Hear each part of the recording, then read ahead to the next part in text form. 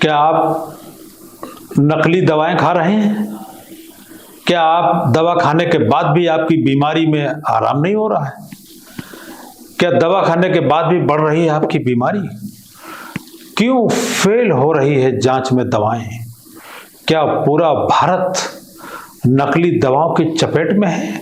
ऐसे ही तमाम सवाल हैं जिन पर ध्यान देना जहां अपनी जिंदगी बचाने के लिए जरूरी है, वहीं देश के इंसानों की जिंदगी बचाने के लिए भी बहुत जरूरी है। न्यूज़ करंट इंडिया चैनल से एम इकबाल का अभिवादन स्वीकार कीजिए। आज पूरा भारत नकली दवाओं की चपेट में है। आम आदमी पैसा देकर जो दवाएं खा रहा है, उससे उसकी जिंदगी बचती नहीं है, बल्कि नकली दवाओं की वजह से जहां नई नई बीमारियां पैदा हो रही, वहीं जिस नकली दवाओं के मकड़ जाल में भारतीय फंस गए हैं, वहां नकली दवाओं के खाने से नई नई बीमारियां भी पैदा हो रही हैं। हालत यह है कि नकली दवाओं का मकड़जाल नेशनल लेवल पर इस हद तक फैल गया है कि अब असली और नकली दवा का फर्क करना भी मुश्किल हो गया है। ये नकली दवाएं फुटपाथ या सड़क के किनारे कोई खुंचा लगाकर नहीं बेच रहा है, बल्कि संभवतः सरकार द्वारा प्रदत्त लाइसेंस के तहत चलने वाली दुकानों से ये नकली दवाएं बेची जा रही हैं। खास बात यह है कि लाइसेंसधारी दुकानों से जीवन रक्षक दवाओं के जो सैंपल लिए गए, वो लगभग फेल हो गए। नकली दवा का कारोबार असली दवा के कारोबार के समानांतर खुलेआम धड़ल्ले से चल रहा है। नकली दवाओं का मौत का ये कारोबार उत्तर प्रदेश, महाराष्ट्र, उत्तराखंड, हिमाचल के साथ ही पूरे देश में बड़े पैमाने पर चल रहा है। इन नकली दवाओं में असली दवा जैसी पैकिंग करके खड़िया एवं अन्य सामग्री पैक की जाती है। वहीं इंजेक्शन के नाम पर डिस्टिल वाटर पैक करके बेचा जा रहा है। यही नहीं, एक्सपायरी दवाओं को भी रिपैक करके बेच दिया जाता है।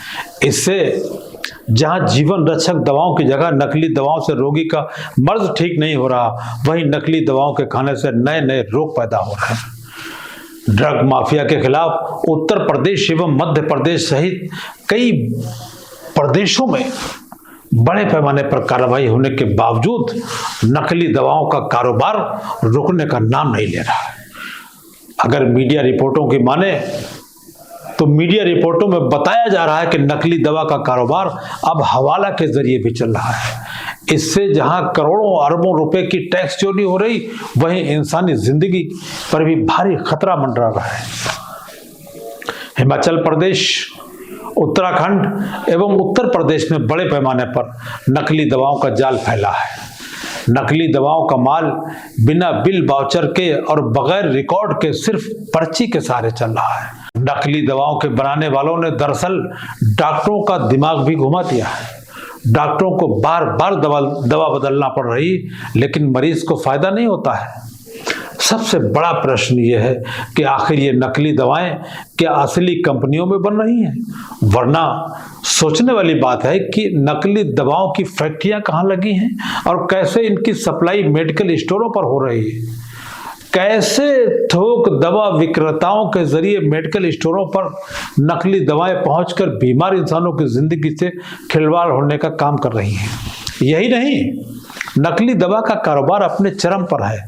सबसे बड़ा प्रश्न यह है कि नकली दवा की मैन्युफैक्चरिंग मतलब निर्माण कहां और कैसे हो रहा है, और दूसरी बात, नकली दवा की सप्लाई क्या मेडिकल स्टोरों के माध्यम से हो रही है? जांचकर्ता अगर इन दो सवालों के जवाब तलाश कर लेते हैं तो नकली दवा के काले कारोबार का काला सच पूरे देश के सामने आ जाएगा।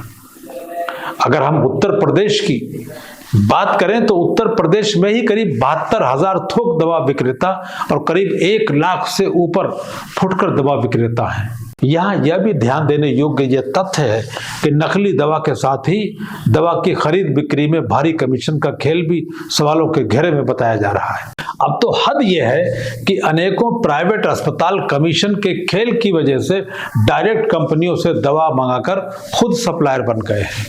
इसलिए दवा की खरीद बिक्री के बिल वाउचर का और सभी टैक्सों का मिलान होना भी नितांत आवश्यक है।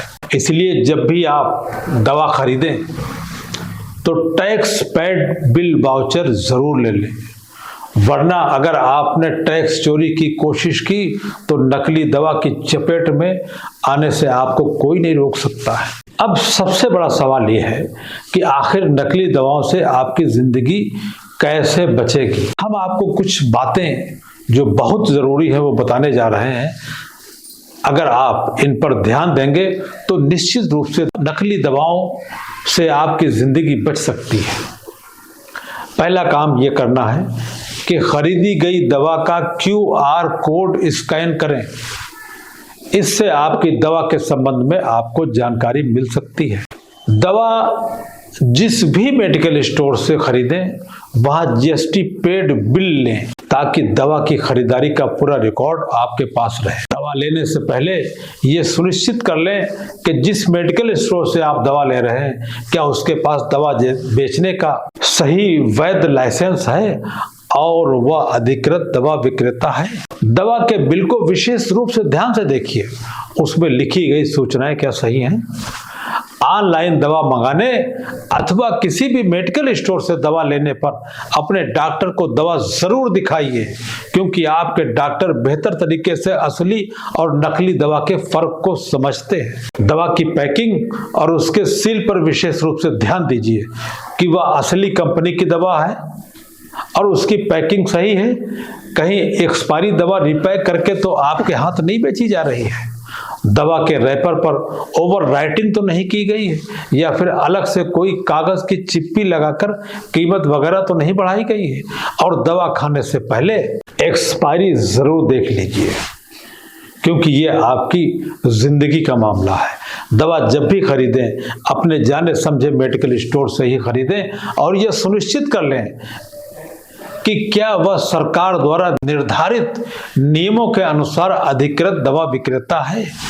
एक बात और आपको विशेष रूप से बताना चाहते हैं कि असली दवा कंपनियों ने दवाओं की कीमत में बेतहाशा वृद्धि कर दी है, जिससे जीवन रक्षक दवाएं भी बहुत महंगी हो गई हैं। महंगी दवाओं के कारण आम आदमी की जिंदगी बचना मुश्किल है। एक और प्रश्न है जिसका जवाब सरकार के सिस्टम को जरूर तलाशना होगा कि क्या असली दवाओं की बेतहाशा महंगाई के कारण ही नकली दवाओं का कारोबार तो नहीं फल फूल रहा है। आइए हम आपको बताते हैं कि माननीय प्रधानमंत्री श्री नरेंद्र मोदी जी के नए भारत के निर्माण में स्वास्थ्य और बीमारियों के उपचार का क्या महत्व है। माननीय प्रधानमंत्री जी ने पूरे देश ही नहीं पूरे विश्व को बीमारी मुक्त करने के लिए स्वास्थ्य संबंधी जो योजना बनाई उसके निश्चित रूप से परिणाम भी सामने आने लगे हैं। तभी तो भारतीय दवाओं की विदेशों में मांग बढ़ी है। आधुनिक चिकित्सा में भी प्रगति हुई है। विभिन्न क्षेत्रों में शोध एवं विकास को गति मिली, जिसका लाभ दवाओं, जैव प्रौद्योगिकी और स्वास्थ्य उपकरणों का विकास करने में हुआ है। आज भारत विश्व दवा उद्योग में एक प्रमुख स्थान रखता है। देश में दवा उद्योग के निरंतर विकास और उसकी सफलता की पुष्टि निर्यात के आंकड़ों से होती है।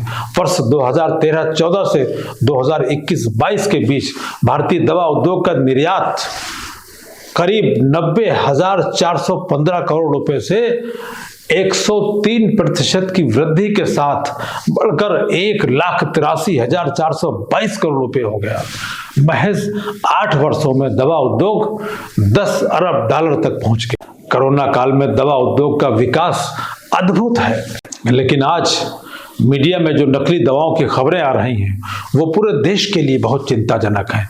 और माननीय मोदी जी के स्वस्थ भारत के सपने को नकली दवा के ड्रग माफिया चकनाचूर कर दें, उससे पहले दवा नियामक ड्रग्स कंट्रोलर ऑफ इंडिया यानी DCGI को सख्ती के साथ राज्य सरकारों के साथ मिलकर केंद्र एवं राज्य सरकारों के स्वास्थ्य विभागों को साथ लेकर राष्ट्रीय स्तर पर नकली दवाओं के खिलाफ कठोर कदम उठाने होंगे। वरना पूरा भारत जहां बीमार होने के खतरे की चपेट में है, वहीं नकली दवा के ड्रग माफिया भारत के नाम पर एक गलत धब्बा लगा देंगे। उल्लेखनीय है कि DCGI ने व्यापक निगरानी के बाद घटिया एवं मिलावटी दवाएं बनाने वाली 18 से अधिक कंपनियों का लाइसेंस रद्द कर दिया। यही नहीं, दवा कंपनियों के लाइसेंस रद्द करने के साथ उनके निलंबन तक की कार्रवाई की गई है। साथ ही सिस्टम को व्यापक रूप से उन्नत बनाने के लिए केंद्र सरकार ने 665 करोड़ रुपए भी आवंटित कर दिया है। लेकिन इस सब के बावजूद नकली दवा बनाने वाले ड्रग माफियाओं पर अगर शिकंजा नहीं कसा और युद्ध स्तर पर कार्रवाई नहीं हुई तो निश्चित रूप से ड्रग माफिया प्रधानमंत्री के स्वस्थ भारत के सपने को चकनाचूर कर देंगे।